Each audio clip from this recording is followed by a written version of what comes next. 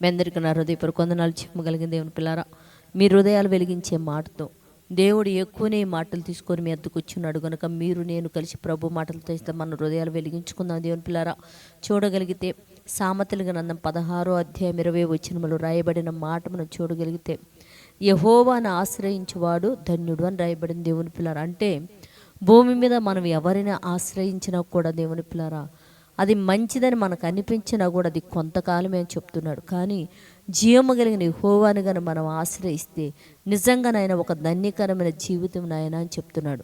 అంటే భూమి మీద మనల్ని అందరిని ఆశ్రయించి మనకు సమస్తాన్ని అందిస్తున్న దేవుడు నాయన జీవము కలిగిన నన్ను నువ్వు ఆశ్రయిస్తే తర్వాత ఇదిగో భూమి మీద ఉన్న తర్వాత కాలంలో కూడా నువ్వు ఒక ధన్యుడిగా మిగులుతావని చెప్తున్నాడు. కనుక భూమి మీద ఉన్న మనం అందరం కూడా జీవము కలిగిన యెహోవాను ఆశ్రయించి ధన్యులుగా మారే భాగ్యం దయచేయమని ప్రార్థన చేసుకుందాం.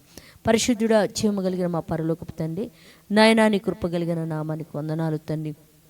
జీవము కలిగిన నిన్ను మేము ఆశ్రయించి భూమి మీద ఉండంగానే పరలోకమందున నిన్ను ఆశ్రయించి ధన్యులుగా మారే భాగ్యం భూమి మీద నీ పిల్లలకు అందరికీ మహిమ పొందమని మా రక్షకుడు నీ కుమారుడనే యేసయ్య పరిశుద్ధ నామములో ప్రార్థన అడుగుతున్నాం తండ్రి.